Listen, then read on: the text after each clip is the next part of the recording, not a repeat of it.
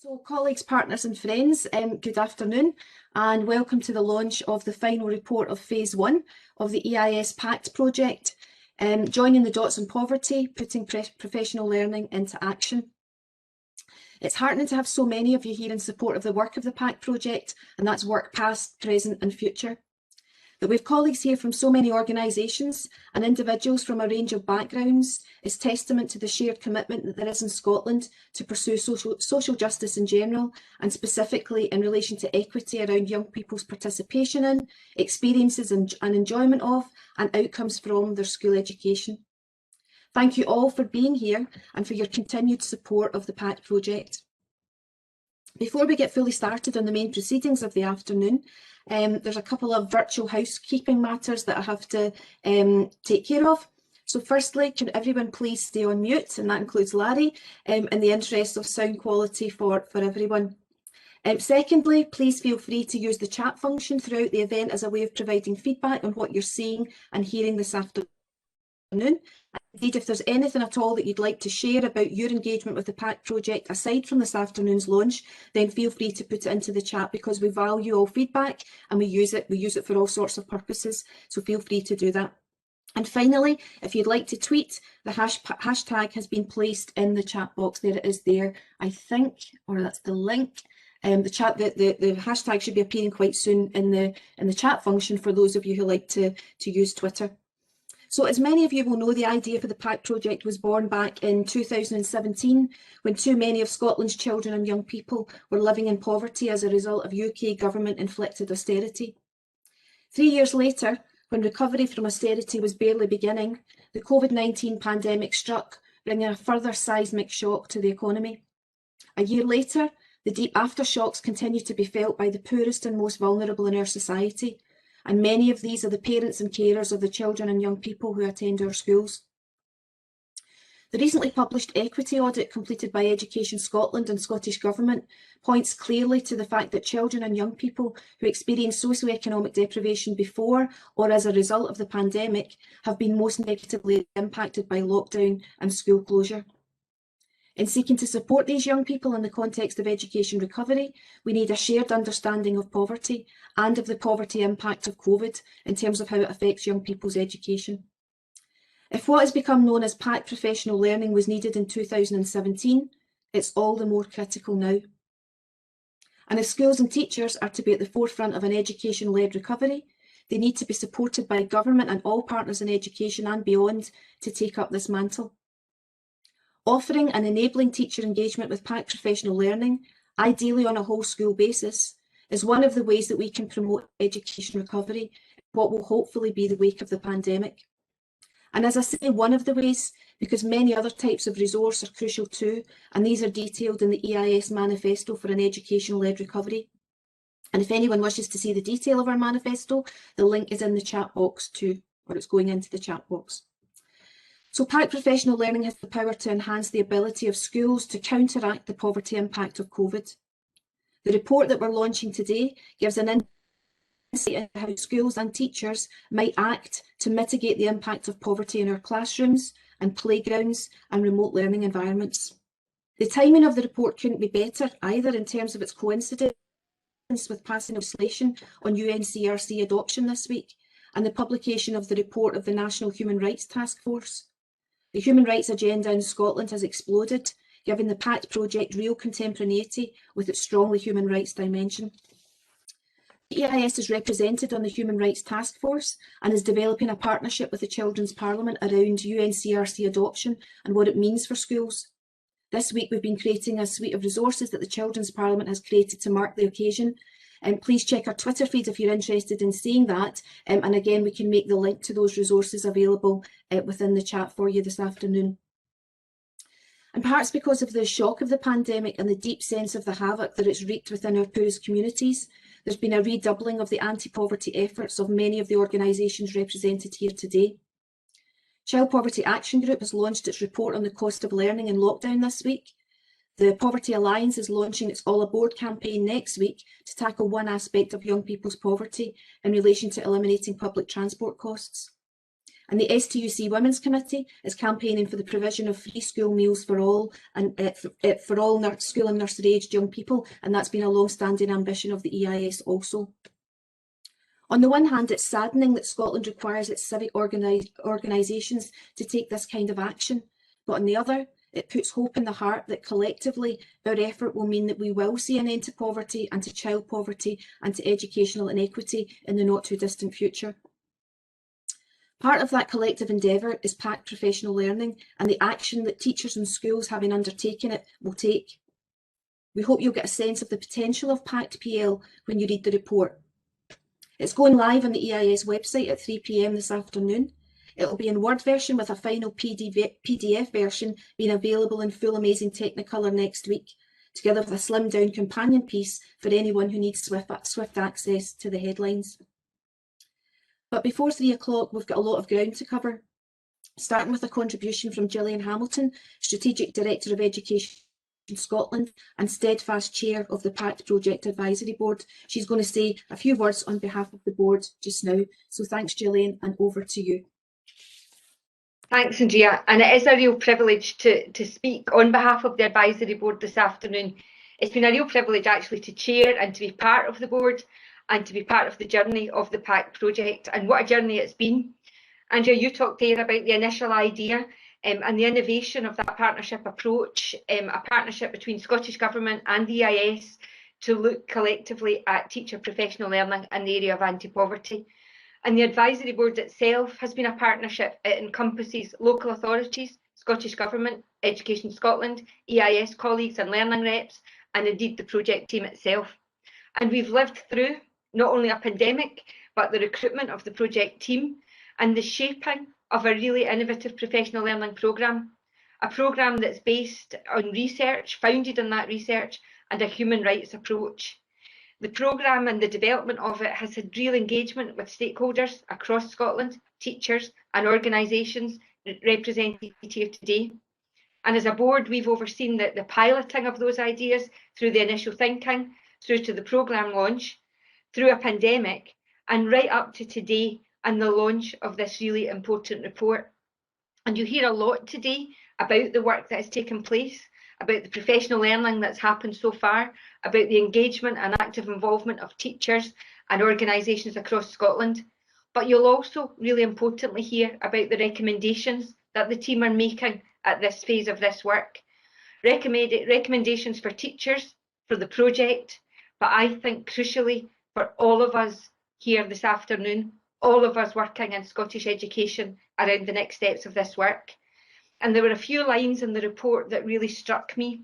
Firstly, the quote that we know because they have said again and again that teachers want to know, to understand and to do more in relation to this important work. So a real commitment from the teacher workforce to make the difference that Andrea was talking about there. So on behalf of the Project Advisory Board, I'd like to start this afternoon by congratulating the EIS and to Kate and Sandra in particular for the work that they have taken to get the work to this important stage. The other line that really strikes me in the report that I just wanted to mention too was that it talks about the PACT community as a fledgling and enthusiastic community. And I think this afternoon, not only reflecting on the work that has taken place so far, but looking forward to the next stage of this work, all of us need and want to consider how we support and grow that community, both in terms of size and in influence. So congratulations, team, and I'll hand back to you, Andrea, for the next steps. Thanks very much, Gillian, and for giving up your time to be here this afternoon, and of course for your chairing of the Advisory Board throughout the Phase 1 stage of the PACT project. I know, as we were talking about yesterday and just 10 minutes ago, that there's a never-ending list of calls upon you to share your knowledge and expertise within the education community. You've been an invaluable support to the project at every stage so far, and we look forward to the same going forward. So thank you very much for those words of encouragement and thanks. I'd now like to introduce you to Bill Scott, who's one of our keynote speakers this afternoon. For those of you who don't know Bill, he's chair of the Poverty and Inequality Commission, which monitors and advises on Scottish Government progress towards meeting the child poverty targets as laid out in the legislation. In his other day job, Bill is a director with leading disability charity Inclusion Scotland. He's a lifelong anti-poverty activist who's also previously generously given of his time to support EIS equality-focused projects in the past. We very much appreciate his willingness to be involved in today's event, and we look forward to hearing what he has to tell us about the activity of the Commission in response to the poverty impact of the pandemic so far. So thanks, Bill, and over to you now.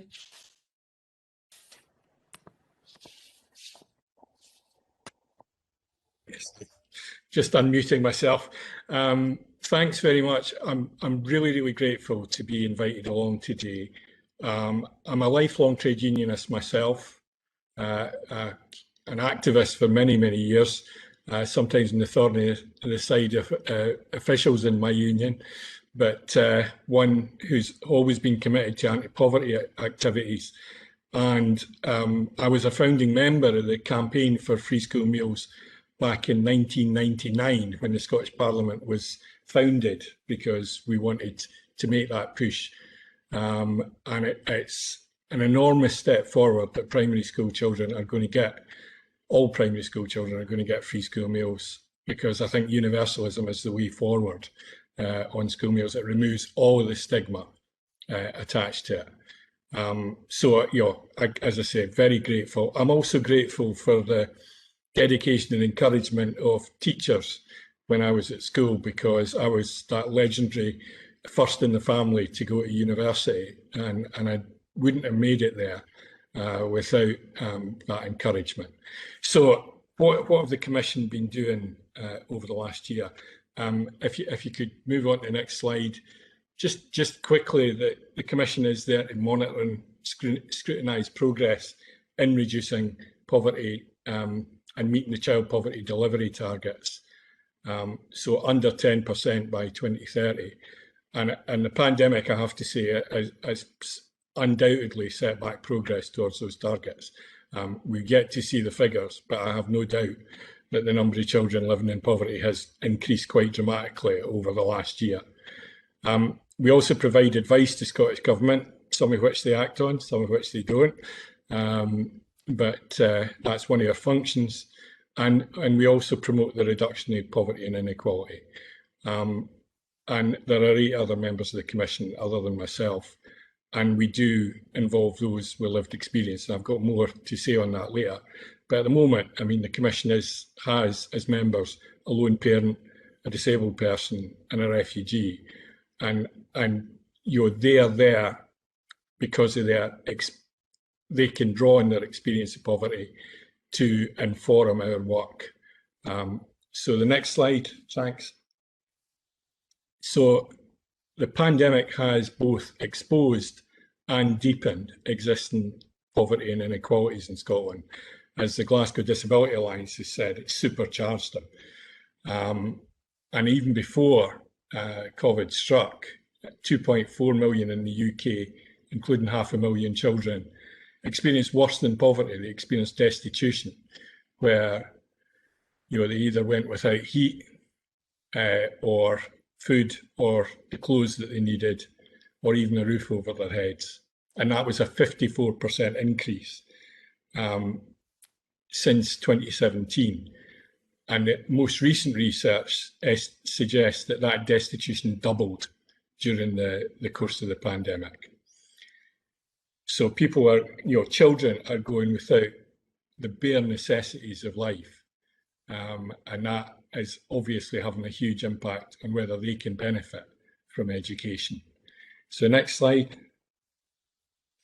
So we established a COVID-19 response working group immediately after the first lockdown was announced last year. Part of the research we commissioned at that time was into local community action to tackle food insecurity, and also into the replacement for free school meals provision. And we also undertook our own research into people's access to the Scottish Welfare Fund, and published our findings and provided advice to Scottish Government on all of these issues. And several of the recommendations we made at that time have actually been acted on. Now, we weren't the only ones calling for some of the actions, but in particular, we really welcomed the payments that were made to low-income families at the winter break, and now coming again at the spring break, because that boost to their income, I think, is really necessary, and particularly at times when the schools are not teaching, because extra costs often land on the families at those times. So next slide. The pandemic has had huge economic impacts, but I want to point out that the actual impact on young workers in particular has been massively disproportionate. The employment levels in those aged 16 to 24 and those aged over 65 have fallen by over 350,000, and that's 7% of the workforce of that age. And employment levels for 25 to 64 have also fallen, but by much, much less, 141,000. So, and nearly 50% of the workers in areas of the economy that are currently shut down are under 35 years old. And I think this has huge implications for young people leaving school, because of the competition that's going to exist in the labour market by a lot of young people who have work experience and skills competing with those who obviously haven't had the chance to acquire those yet. So next slide. So part of the Commission's work, and my own in particular, has been our involvement in the Social Renewal Advisory Board that the Cabinet Secretary for Social Security and the Cabinet Secretary for Communities established. And it involved equalities organisations, housing organisations, the wider third sector, Scottish Government officials, think tanks like IPPR, and local government. And the ambition of that Social Renewal Advisory Board was not only to recover, but to renew, to build back better, to learn from the experiences of those who had been plunged into poverty during the pandemic, and give advice to government about what could be done to not only tackle the inequalities that were created by the pandemic, but the inequalities that existed before the pandemic struck. And the report of that board was published at the end of January. The next slide, thanks. So some of the calls to action, and there are 50 odd, I think, but skills and training programmes with targeted special programmes for women, disabled people, Black and minority ethnic communities, and lone parents. And the youth guarantee has to be tailored to meet the needs, intersectional needs of young people, and to set a target for the end to digital exclusion, which I know has had such a profound impact on the learning of young people during the pandemic and lockdown.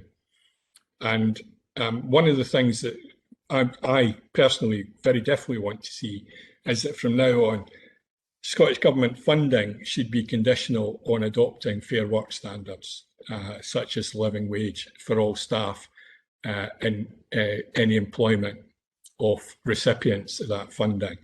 I think it's about time we began to get tough on this, and if we really want to see the living wage rolled out, we need to make sure that every employer that's benefiting from public funding actually adopts it. The next slide. I'll try and finish fairly soon.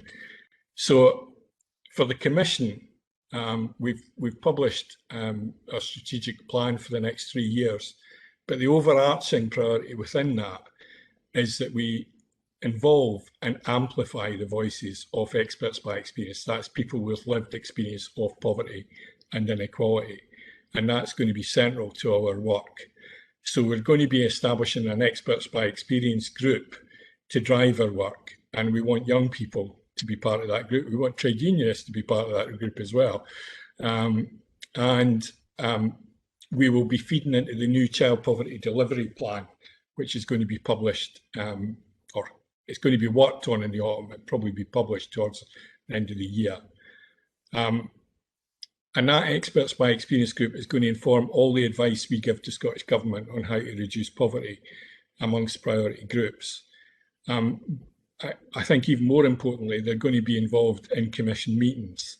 Representatives for that group will be delegated to the commission so that they sit in on the decision making that the commission makes. And we hope through doing this that we actually build their confidence and their capability to actually become commission members themselves in the future. Because I think it's something that all public bodies should be doing, is really opening up to those who actually have to live on low income so that their experience informs all public bodies' decision making. But I think it's important that Commission is going to make that start. So we continue to look forward to working with EIS in the future. I'm really looking forward to hearing more about the PACT work, because I think it is such important work to be carried forward, particularly obviously in the light of the pandemic, but at any time, because tackling stigma and some of the ignorance that surrounds poverty is absolutely essential. You need to know what the problem is to overcome it. And I think that's where PACT's work is absolutely crucial. And I want to thank the EIS and all its members that have been involved in that work, because I think it's absolutely fundamental work. And I really want to see that programme continue, and I hope it's embedded in our education system in the future. Thanks very much. Thanks so much, Bill, and what you were saying there towards the end about the importance of understanding poverty, that what causes it, how it manifests itself, that's been really central to the thinking around the PACT project and all of the activities that have been built within it. I was also very struck by some of the things that you were saying about the work of the Commission. I think from our point of view, from a teacher trade union point of view, interested in what you're saying there about youth unemployment and the impact of the pandemic on likely positive destinations for young people. That's of interest to us, as of course is the work that you've been looking at around digital exclusion. That was one of the areas that very early on in the pandemic the EIS was concerned about, and was sharing concerns with government, local authorities, etc. around that, and are pleased to see some of the developments that have been made in that regard, but understand there's still a lot more to be done. And of course, from a trade union point of view, absolutely on the same page as you in terms of embedding fair work principles in terms of procurement, and the way that Scottish Government funds are dispersed to organisations. So there was a lot there in your presentation that really resonated. So thank you very much. Thank you very much for that, Bill. So we're now going to play with our fingers tightly crossed, a short film. You'll see today that the work of PACT emphasises the power of communities and how important it is that schools and communities work together for the sake of our young people.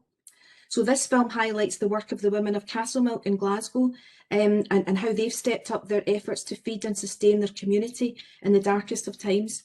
As you'll see, their model is based on love and solidarity.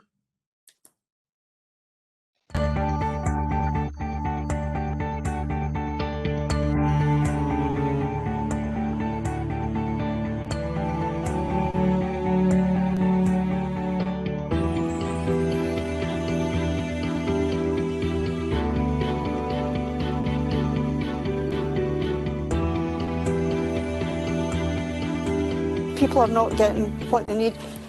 To my mind, that could lead to some people committing suicide because they can't feed their kids, they're worried, they can't pay their rent. They don't always get the help that they need. But this is a particularly good project because it's the basics in life which we all need to live. And the girls have done this off their own back, and I'm full of admiration for them. We should never have had to start this in the first place. Their children sense that their mothers are unhappy because if you can't provide, and I've no doubt some mothers are going without food, and that in this day and age that's a disgrace. Our motto is bring what you can, take what you need, and it's grown arms and legs. Every week we get big deliveries for individuals and different projects as well. Brought something. For the youth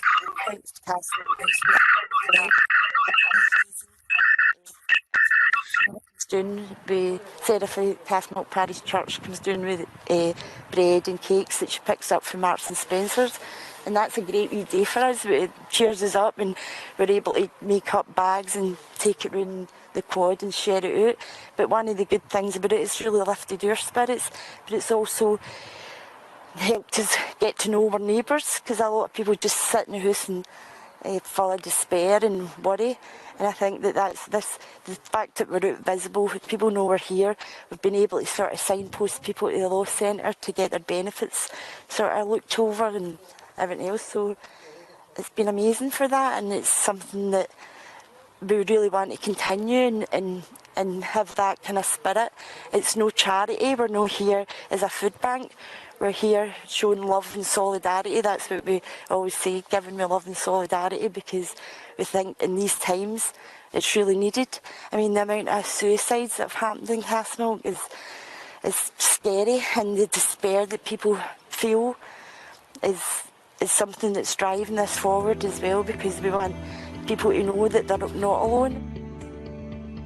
Well, it's necessary because firstly we're stuck in the house, we can't get out, but also the impact of the social policies that have, the impact on the dismantling really of the welfare state is left people really struggling. I mean, even if you have to apply for universal, people say, oh, there's so many people in universal credit, but to apply for that you have to jump through all the different hoops to get it, and it takes you weeks for you to get some stability. And we also know that within a second things change for people, and because we've witnessed it over the couple of months that we've been out, people who have been able to help and put things in, to all of a sudden have their circumstances changed within a day, and they've got nothing.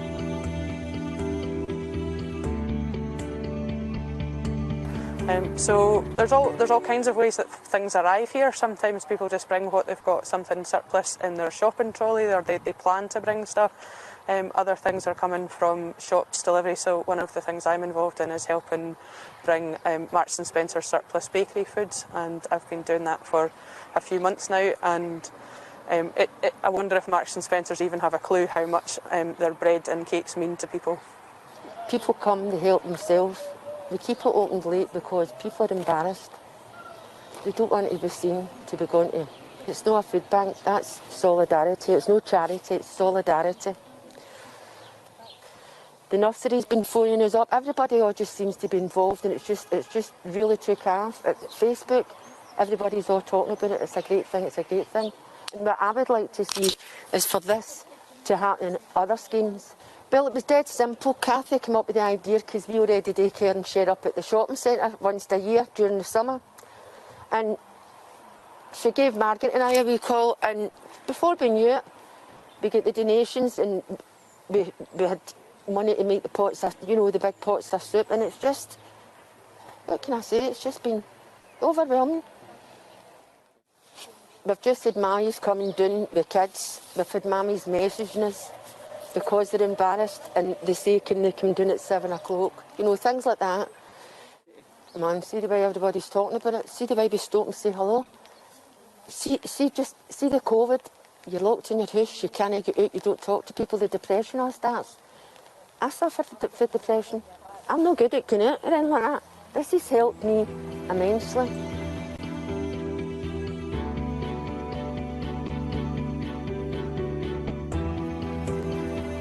The fact that they can't go out to play, I'm quite sure, I have no hesitation in saying that a lot of them will have big mental health problems.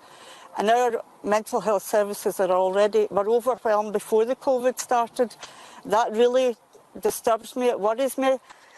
That's one of the things that, I mean, some people thought, oh, that would be vandalised, and it hasn't, because everybody recognises the kind of importance of it and the need for it. The local school, the primary school, we have they've sent out a bulletin letting the parents know that this exists as well, and to come, because they recognise that a lot of families are struggling as well. So that, I think that's one of the really important message to get out there, is to get people to stand up for themselves and say, no, I'm worth more than this, and we should have a say in how things are run. an assumption that folk have access to enough in the household, whether that's electricity, whether that's a calm space to work, whether that's equipment. And I think folk have been keen to provide equipment, but they've not necessarily been able to do things like provide heat and warmth for families to have. And so I think there'll be lots of children that will be struggling in themselves with their own mental health just from the changes and challenges they've had to face. I think on the whole my experience of schools is that teachers are great and teachers really want to support families. I think when you meet that with households who've had multiple traumas, that becomes a really difficult job to do as well as teaching. And so I think there's a sense of people trying to do a lot, and doing the basic job of education often becomes a challenge when there's so many other obstacles to contend with. If that's to do with children being hungry, it means they can't learn well. And I think things like this are making those changes possible for teachers to get a chance at doing teaching. The nurseries involved, the schools have all got the posters up to do with the love and solidarity. We get fresh fruit, apples, oranges, bananas, everything. The kids just recently have been able to get a wee bit of fruit from us because we've been keeping it here to the shopping. Well, the school's been great. Like when the schools were shut there, they were bringing in like cereal to help out a lot of families and bringing like wee cartons of milk and like juice and flavoured water. They've been brilliant.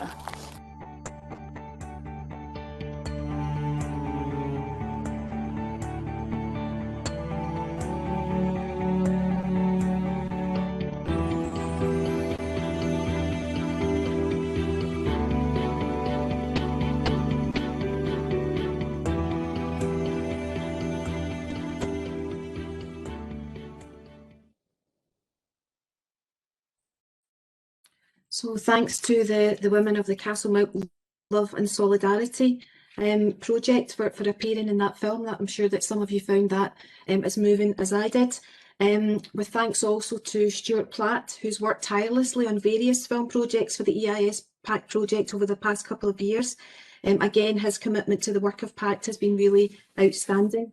And we've been really blessed overall with the opportunity of working with so many good people since the inception of the project. And I'm now going to introduce you to another of those, another steadfast colleague and sage advisor to the project, whose intellect, wisdom and indeed solidarity has been tremendous over the course of the past 2.5 years. Louise Hayward is Professor of Educational Assessment and Innovation at the University of Glasgow. She's currently a member of the Curriculum Assessment and Pedagogy Educational Reform Group and the International Symposium on Formative Assessment. Louise has a particular interest in assessment and social justice and is going to talk to us today about culture, about school culture, removing the barriers caused by poverty and sustaining inclusive approaches. Over to you now, Louise. Thank you. Okay, thank you very much, Andrea. And that was such a powerful film, and I think that being part of this project has been such a privilege in working with so many people who care so deeply about something that matters so much. Some of the phrases that stay with me will be Bill's identification of 500,000 children in poverty in a country that could choose not to have that. Ideas that came from that presentation, the idea of love and solidarity, the idea that this should never have happened in the first place, people saying, I'm worth more than this. Within a second, things change, the fragility of everything, and fundamentally the difference that makes when people feel that they're not alone. Terribly powerful. Because I think what we're all trying to do is to challenge the inevitability of the impact of poverty on education. And in a sense, in all of us coming together, we're declaring not simply an interest in the wonderful professional resource that has come from this PACT project, but ourselves coming together to construct a new PACT. Could you move on the slide, please? So what I'd like to look at is Scotland. Scotland as a vision and Scotland as a reality. To think about the UN Declaration of Children's Rights as being a game changer and what that really means. to construct a new pact against poverty, and then how in schools, as part of that process, we can not only change the rhetoric around this, but also change the reality of children's lives. The next slide, please. So, and the next one. So to begin, when I was thinking about this, I did a web search of images of Scotland. And as you can see, the images of Scotland that appear are tranquil, are of a beautiful nation that has a whole series of advantages. So we have this vision of Scotland that is represented in the international community. And the next slide, please. But the slides that are less well represented when you ask about images of Scotland are the reality for many of Scotland's citizens. The reality of living in housing that is unacceptable in any modern society. Children living lives where they have to think about whether they're living in worlds where either they eat or that they have houses that are heated. Growing up into lives also of poverty, so beyond school into lives where the issues of homelessness in Scotland are similarly entirely unacceptable. But if you look at the top vision there, I think it's the top picture, in a country that wants to do better, a country that really wants to improve the quality of life for all of our citizens. And the next slide, please. So I think that as educationalists, then I think we need to become part of a new pact against poverty. And the next slide, please. So the UN Convention on the Rights of the Child is a game changer, because one of the women made the point that this is not charity.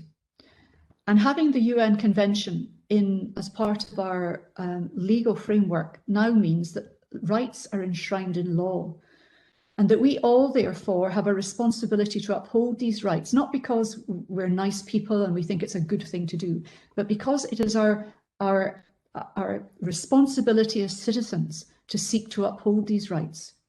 And in terms of school education, it has implications for our curriculum, and the fact that human rights education needs now to become part of our curriculum, but it also has implications for our ways of working, both in terms of pedagogy and in terms of assessment. Next slide, please. So our pact, I would argue, is that as a nation, we need a pact that says we choose not to have any citizen live in poverty. And as educationalists, we choose to ensure that our education system challenges the impact of poverty on all of our young people. Education cannot do this alone, and what's wonderful about this community is the disparate groups that it brings together who share a common aspiration, and that's to make a positive difference.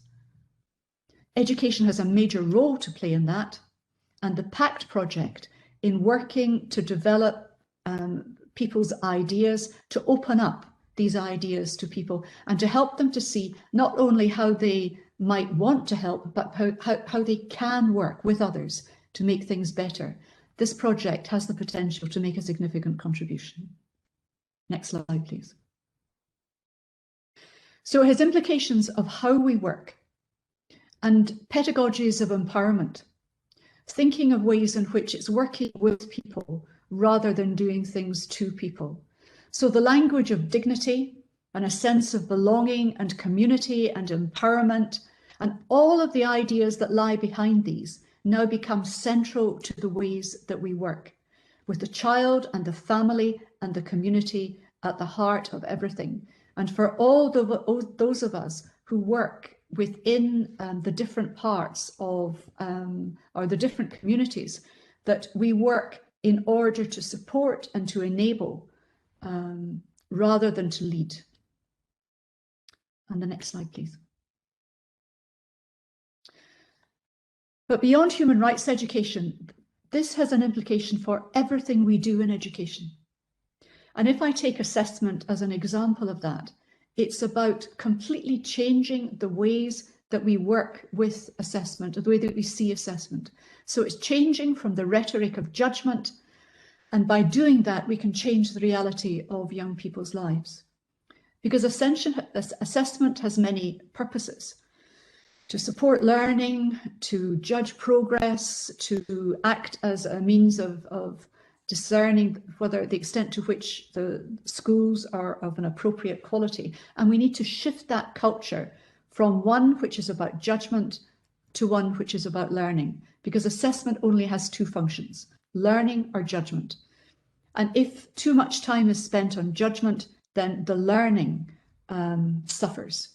So we need to spend far less time on grading and labelling and on categorisation. And we need to see assessment in schools as a means to help young people to progress and to empower young people. So focusing on learning, but as part of that learning on their growth and on their health and well-being, to build their confidence and their self-esteem. And that has fundamental implications for the way that we use assessment in our schools and classrooms. And we shift from judgment or decisions about people to working with people. So self-assessment and peer assessment become the heart of what we do in schools. Fundamentally, all of this is about challenging glass ceilings. And the next slide, please. So as we think about the future and as we think about what PACT is about, fundamentally, it's making sure that every young person in Scotland has the best possible life chance and to become the nation that we want to be. And this is an issue for all of us. And I'd like to end with a quotation from Guy Ryder, who argues that social justice is the surest guarantor of peace in the world.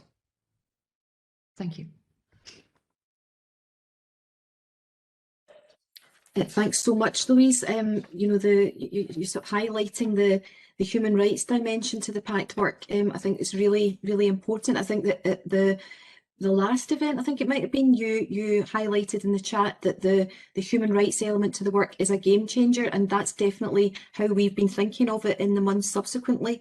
In terms of what you had to say there about assessment of social justice, that sits really well in terms of EIS thinking currently, particularly about the future of senior phase assessment. We know that the experiences of last year's qualifications threw up a whole lot of questions about how young people are assessed and about the relationship between SQA assessment and social justice outcomes, and we see them as being very, very closely linked. And as you say, there needs to be a shifting of the balance away from assessment being used as a tool for judgment of young people, and which actually solidifies maybe class and socioeconomic differences in terms of educational outcome, rather than freeing young people to learn and to make progress on a more equal footing with their peers. So I think what you had to say there is really, really important for the future of assessment within Scotland. So thank you again for those words of wisdom.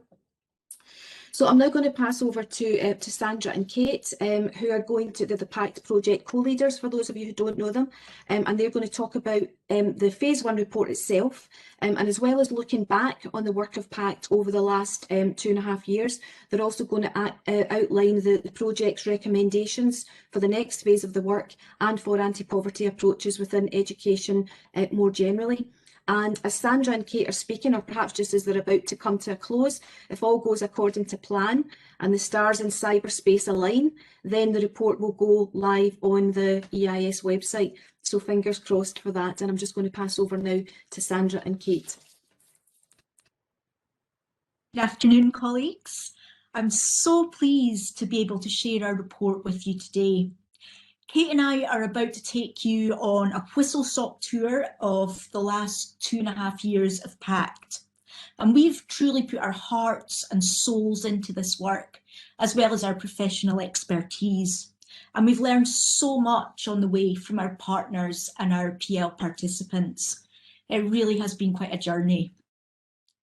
So on the next slide, just a quick look back to the past, and you'll know from Andrea's introduction that this groundbreaking project grew out of discussions back in 2017 at the International Summit on the Teaching Profession. And we won't dwell on the distant past here, but I'd just like to share the words here of our General Secretary and Deputy First Minister. I'll just let you have a look at those quotes from the past. And on the next slide, Kate's going to begin telling you about our starting points as a project. Thank you, Sandra, and good afternoon, everyone. Like Bill, who mentioned about being involved in the Free School Meals campaign way back in 1999, I too was involved in that, and I've been doing anti-poverty work for a long time. And I just want to say before I go on to that how tremendously moved I am by the commitment that I'm absolutely hearing here today, and I feel quite emotional about it because it's so wonderful. So PACT Professional Learning, we believe in PACT about making assumptions visible and challenging hidden messages, obviously messages about poverty in particular. So on that basis, we want to be transparent in our own starting points, and we have 3 starting points to share with you here today. So teachers desire to know and do more about poverty. We know that, we've been told that over and over again. The relevance and utility of a human rights-based approach, well, you've heard something of that today. And the need for shared understandings and concepts and a common language for effective collegiate working. You'll find more details of these thoughts in the report. We obviously don't have a lot of time, so I'll pass you back to Sandra once again, who's going to say a wee bit more about the beginnings of the project. Thank you. So, from the beginning of the project, we've been aware that it's important to understand what's actually happening in schools in Scotland in the here and now, if we're to fulfil our remit to be responsible to the demand from the profession for professional learning to be directly relevant to what's happening in their own classrooms. And so therefore, concurrently with our desk-based academic research, we also engaged in consultations and evidence gathering to inform the practical relevance of the programme. And so naturally, we started with teachers and schools. So I'm just going to give you a quick summary of what that entailed. So we had our academic research phase where we were looking at academic literature and the grey literature to see what's happening in the poverty landscape. But of course, we needed consultation methods, including a series of school visits, further interviews with other teachers and school leaders, a series of visits and discussions with the Scottish Government team leaders and local authorities. We also presented a series of workshops and engagement events to meet teachers and hear things from their perspective. We issued questionnaires to teachers and to school leaders to look at their wants and needs and experiences. Partnerships with the third sector and community-based organisations were really, really important to us in our research. And if we had more time here, I would like to thank every one of those partners. And together, all of those experiences helped us to develop the programme that many of you here today have done, and to focus on building a culture of anti-poverty work in education. Over to you, Kate. Thank you, Sandra. So from that long period of research, we refined that to develop 5 underpinning themes to the programme. And these themes have become strands that are woven through the actual presentations and the learning itself, and link in with associated learning aims. So we're just going to tell you what these are, and obviously again you'll see more in the report. So the first is understanding poverty better. A human rights-based approach to poverty, as you've heard. Pedagogical approaches to mitigating the impact of poverty. Teachers tell us that they want to be able to take activities and reflection points into the classroom. Creating a whole school anti-poverty culture, because obviously isolated work is really important, but we need that bigger picture. Further professional learning, of course, because this is a process and a journey. And you will see that these themes as we talk later in terms of evaluation, as I say, are reflected in how we approach that. But I'll pass you back to Sandra. So this picture here takes us back to simpler, happier times before we'd even heard of COVID-19. Look at us all in a room together, learning together. So I'm just going to give you a very quick flavour of our original plans. The programme was originally designed for face-to-face learning, and that was always going to be supplemented by a self-access online option. And the planned model involved a train-the-trainer approach, building on the expressed interest and the commitment of EIS equality reps and learning reps. And this was then going to be delivered on a whole school basis, not only to EIS members, and it was going to happen over 3 sessions by the reps that they were going to take the programme into their own areas with additional support from us as project co-leaders.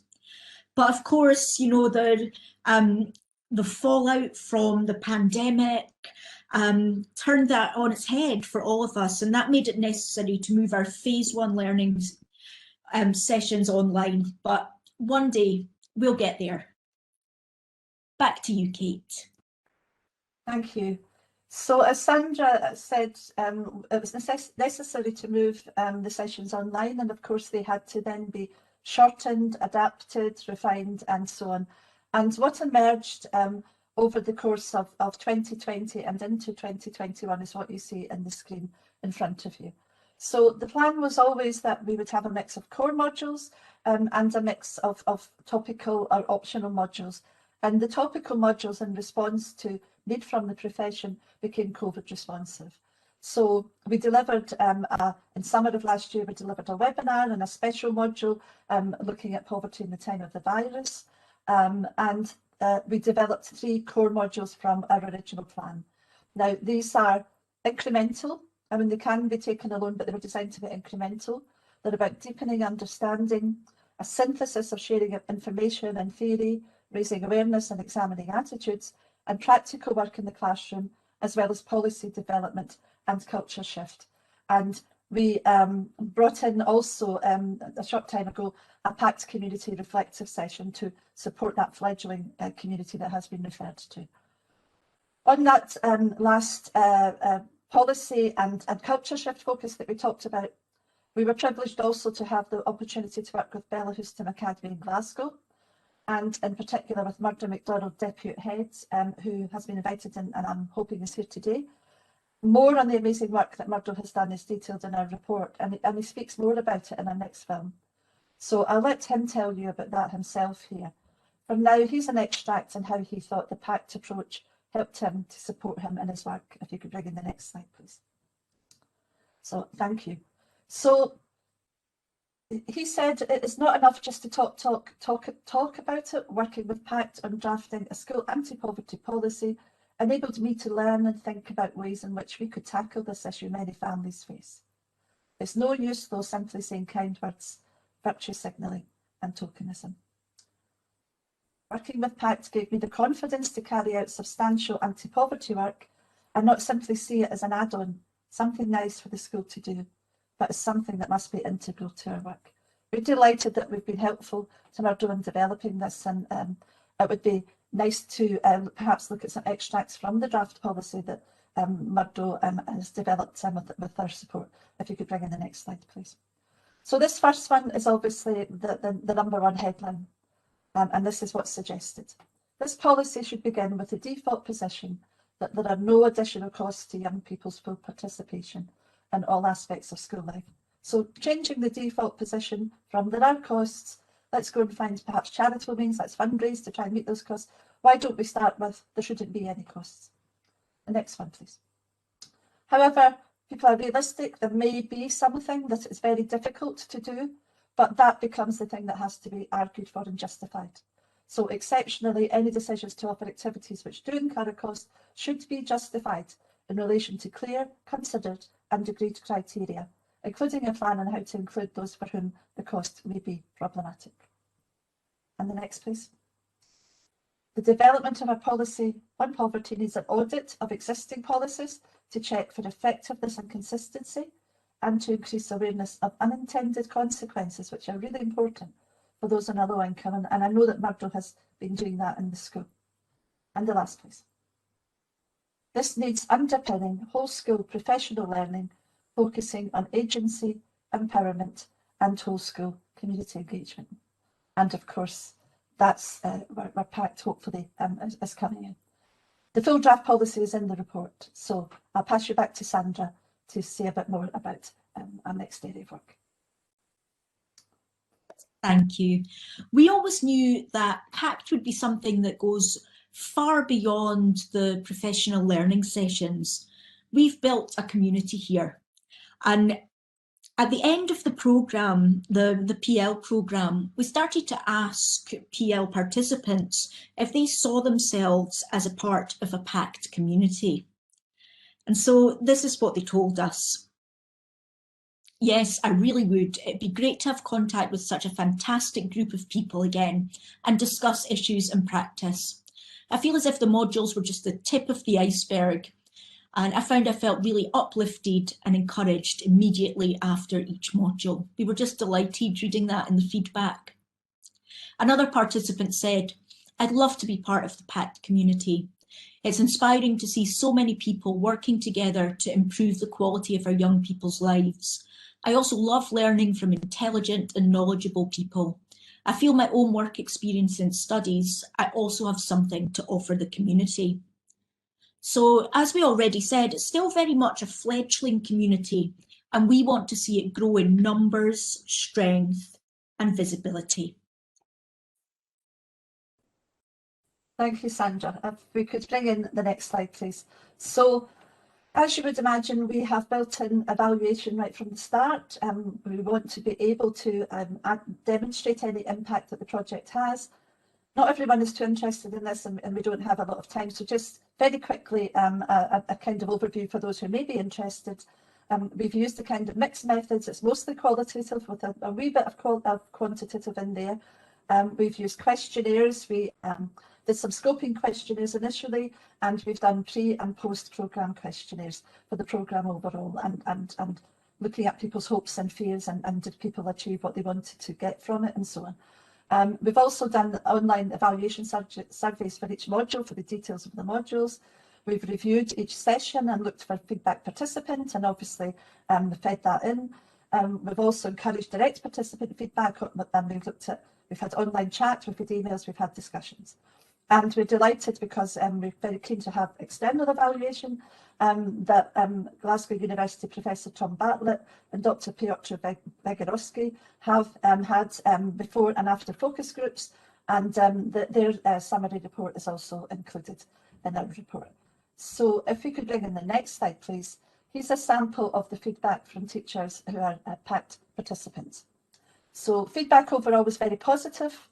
Again, we recommend you to the report. However, there were teachers who really wanted to get involved but simply couldn't. Here's some examples that are typical of our responses. So the first one, having been part of this learning group, I would suggest that if given the opportunity, all teachers, and especially new entrants to the profession, should try and undertake this course of study. I feel that it would be of tremendous benefit and would lead to greater awareness of their pupils and the inequalities that are prevalent in our educational system.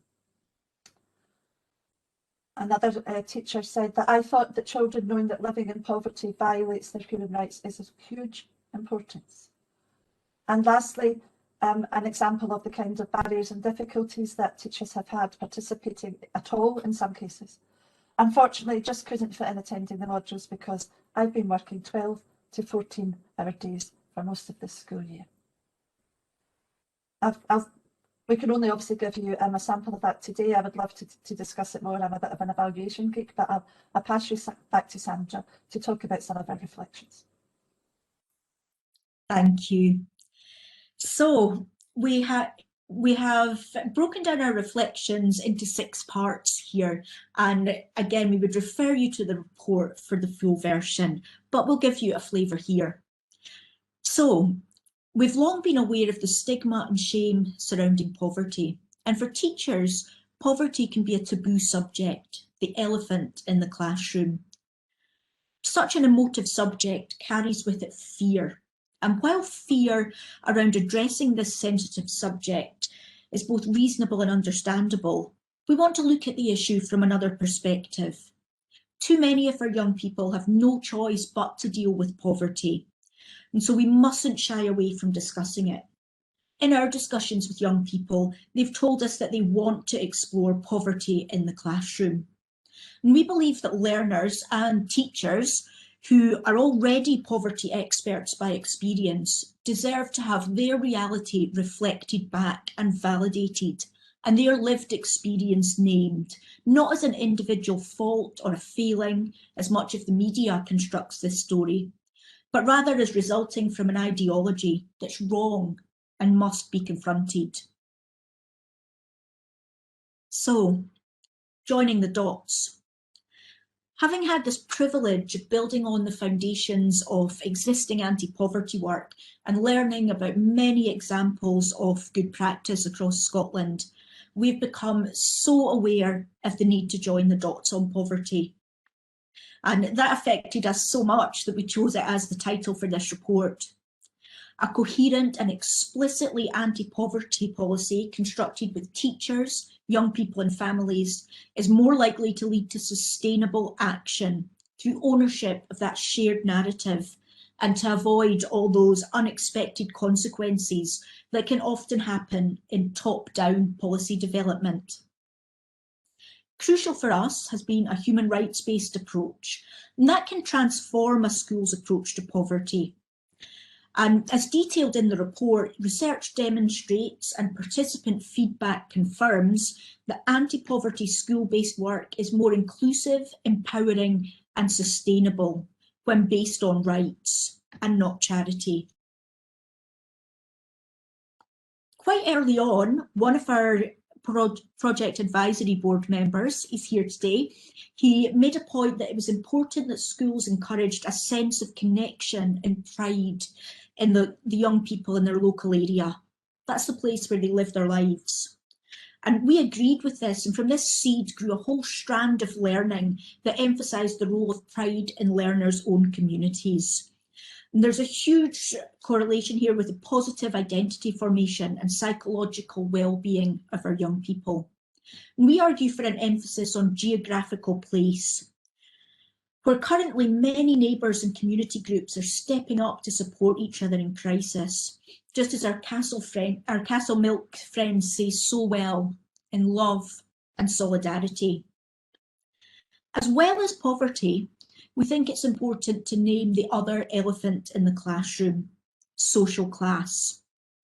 As we've already touched on, education as we know it often prioritises middle class interests and goals.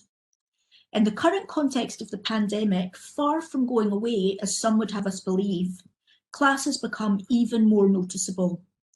The disproportionate impact on working class communities, whether that's urban and post-industrial or rural or island, it's more evident than ever, from the everyday lack of access to services to the truly appalling death rates. Our research wanted to promote a model of professional learning where participants could continue to reflect on and apply their learning in their own settings.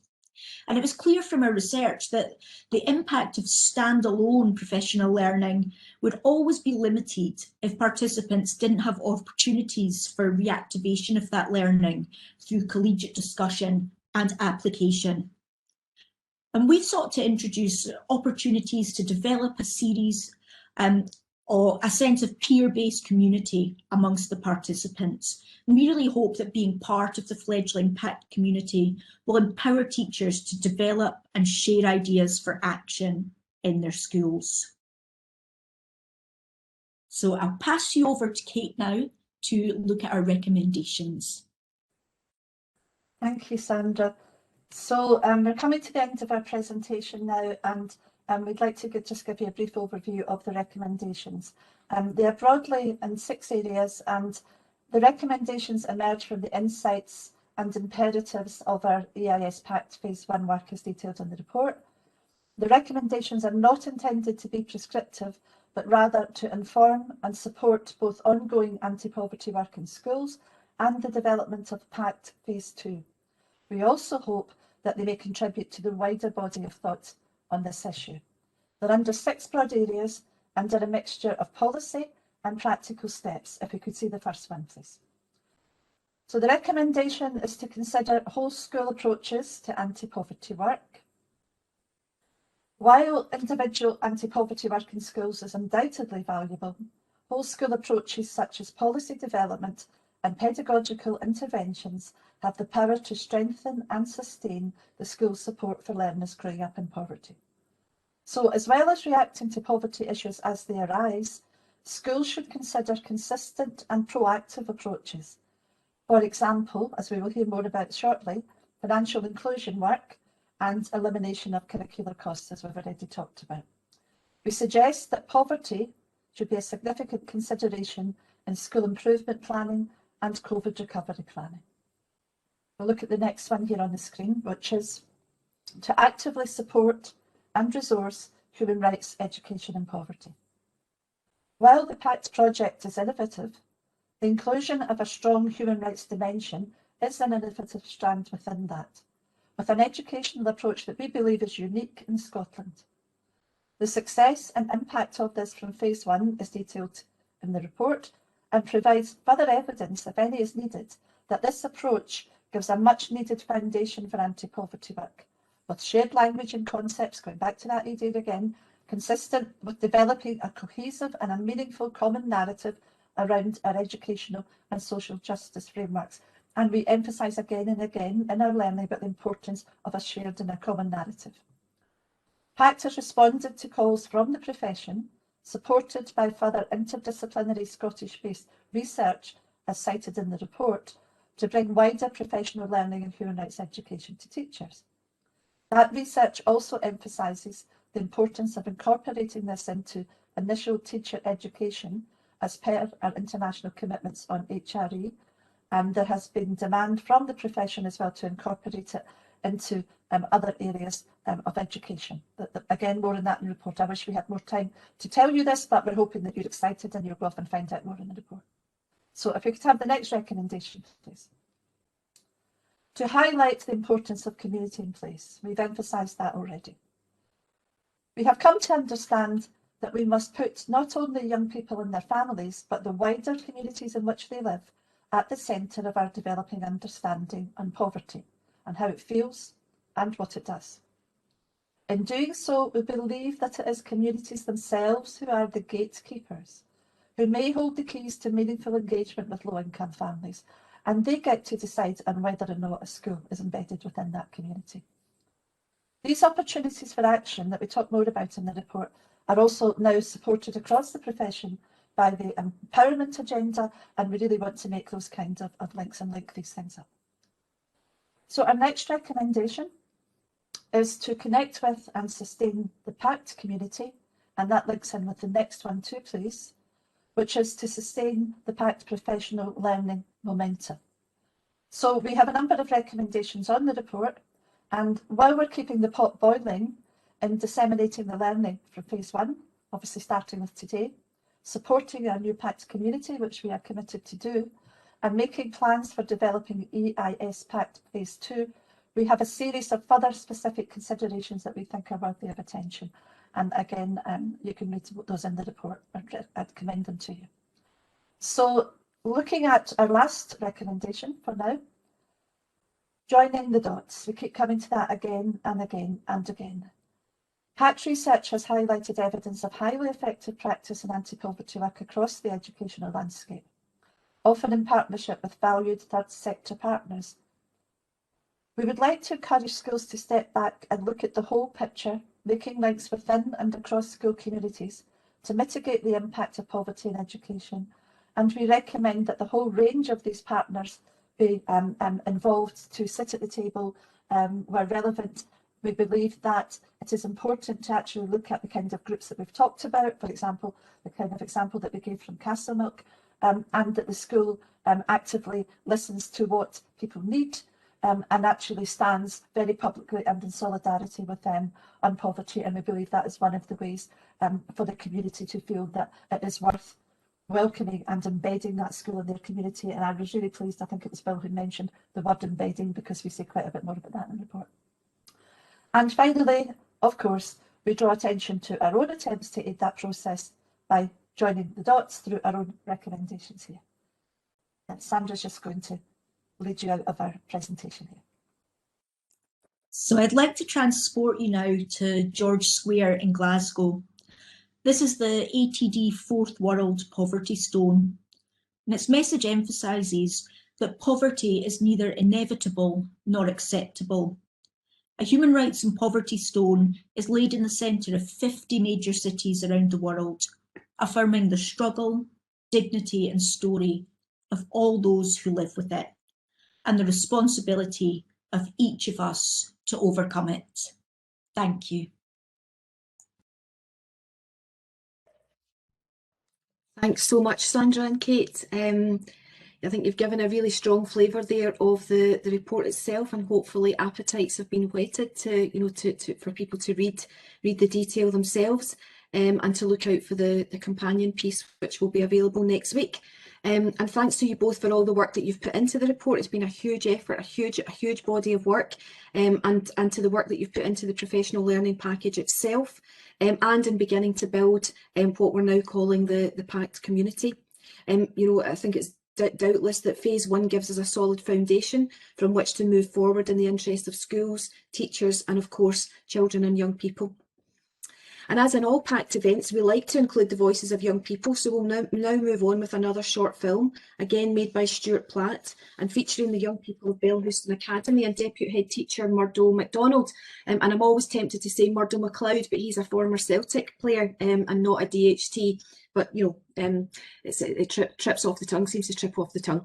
Anyway, Belhouston is a school that nurtures the art of the possible. As is outlined in the report, the school has worked really closely with PACT to develop a sustainable whole school anti-poverty approach of the kind that Louise was talking about as well. So if we could play the Belhouston film, please, that would be great. Thanks.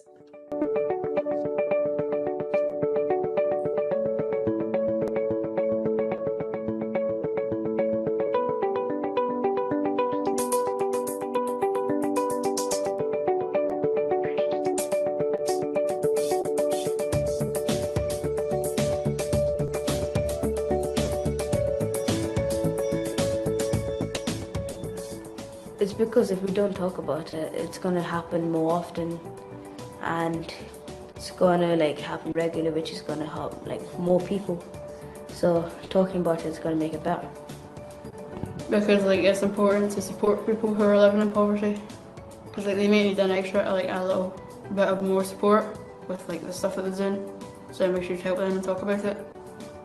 It's a big issue because there's a lot of people in poverty, and the teachers don't really know who's in poverty, because they could act different in school and then be different in the house. And I think it's okay to talk about it because it's the reality, as in if you've got a low income, you should try and get help if you can't sustain your family. People who are in the circumstance where they're living in poverty, I think that's a bit harsh for them to hear. They don't want to really take on that. Yeah, I do live in poverty. In that aspect, yeah, of course, addressing it as poverty is a social issue.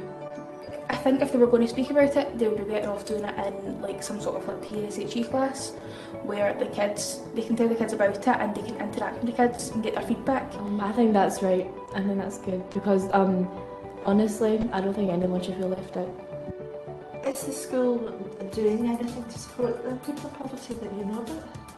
I'm sure Mr. McDonald's doing something because he's always interested in a lot of things.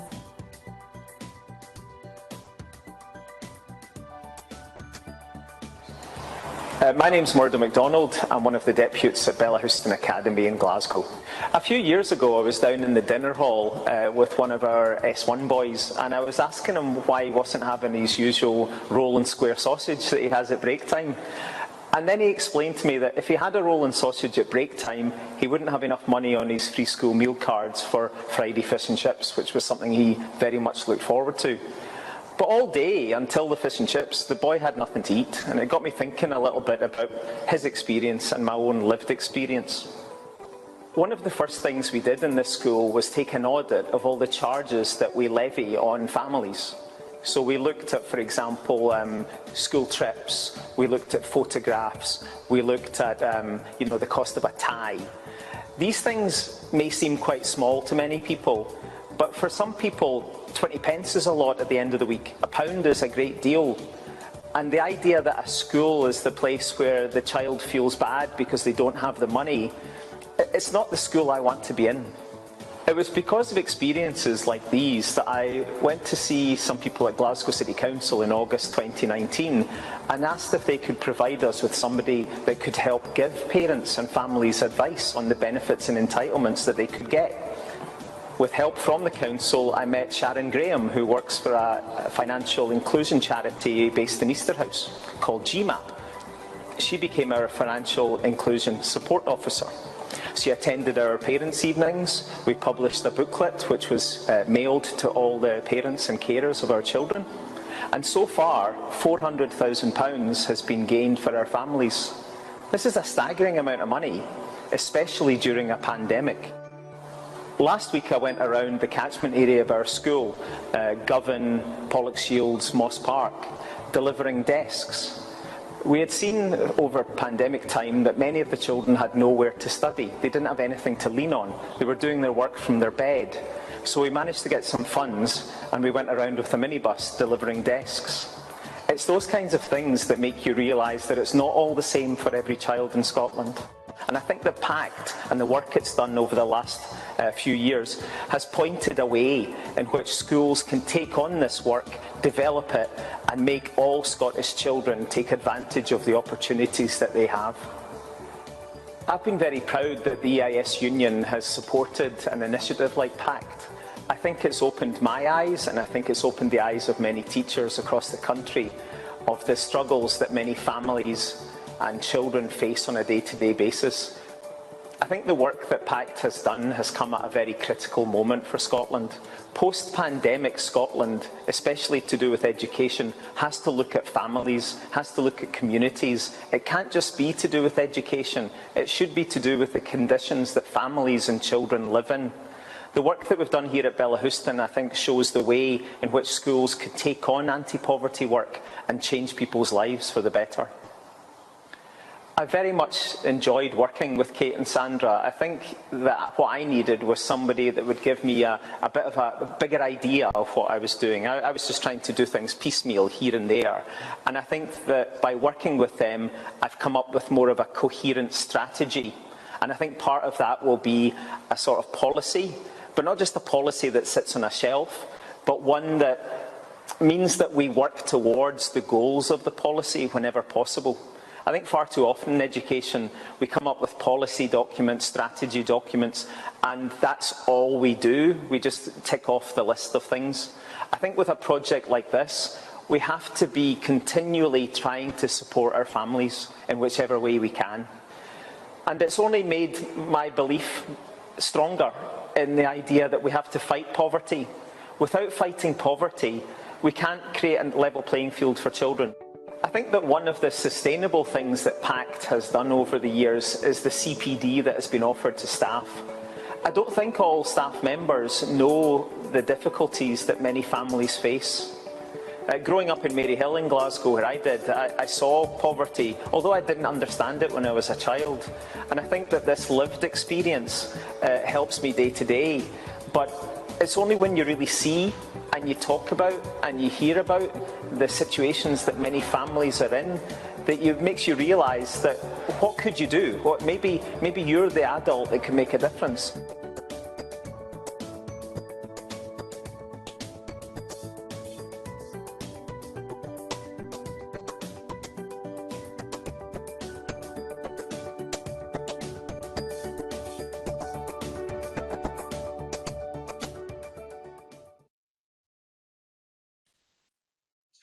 And again, thanks to all the contributors to the Bellahouston film. I hope that you all found that to be, again, as inspiring as I did. And I think it was inspiring not only because the commitment of the school shines through in the film, but because the film highlights that small practical steps can be taken that make a huge difference to the lives of young people in school and their families at home. So it's knowing the possibility of these kinds of approaches that gives us hope in our hearts, and that these are the sorts of approaches that the PACT Professional Learning Project explores.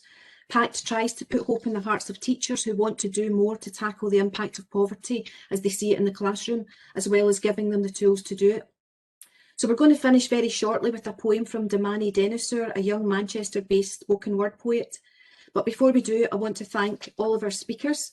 So Gillian Hamilton, Bill Scott, Louise Hayward, Kate Laughlin and Sandra Scott, and of course again all those who spoke within the 2 films that we saw. Your contributions were individually powerful and collectively even more so. Thanks too to all the EIS staff who've once again worked so hard behind the scenes to support the publication of the report and to make today's launch happen. So they are Lee Meakin at the helm, wingwoman Pauline McColgan and comms commander Ali Roy, and also graphics guru Stuart Cunningham, who'll continue to work his wonders on the final, even glossier version of the report, which should be out on Wednesday of next week. And finally, again, thanks to all of you for being here this afternoon and for what we're taking to be your commitment to the work of PACT going forward, whatever shape the pandemic will allow that to take. So thanks very much to everyone, and with love and solidarity, I know we can take on the monster that Damani Dennisur describes in this poem.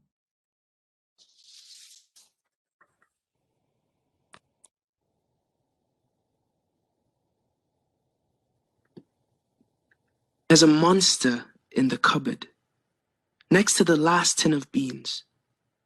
And though the children get hungry, mother fears making breakfast. The monster visits loads of households every night. Sometimes it hides in the closet, sometimes it runs around the house, and sometimes it just stays in the cupboard, watching, waiting. We can try to forget about the monster, sing a sweet song together, smile with the strangers blending into the pavement, but that monster looms, and it growls, terrorizing broken homes. Yet somehow the children still laugh, and the mother's heart only grows brave, and every day you muster up the courage to open that door and stare into the face of the monster, the void, the reality of being one tin of beans away from an empty cupboard, facing the fear of having nothing left, and making breakfast. So thanks to Dennisur for that, and to all of you again. Have a lovely weekend. Bye everyone.